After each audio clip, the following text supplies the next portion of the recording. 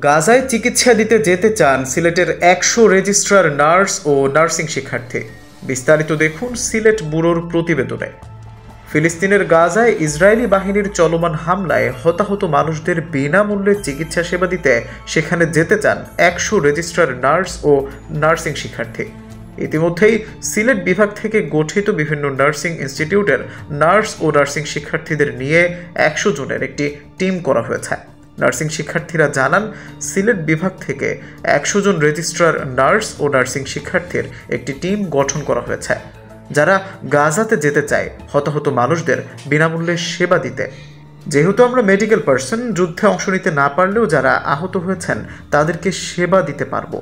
সিলেট বিভাগ থেকে গঠন করা এই টিমে শুধু সিলেটের বিভিন্ন নার্সিং প্রতিষ্ঠানের শিক্ষার্থীরা আছেন।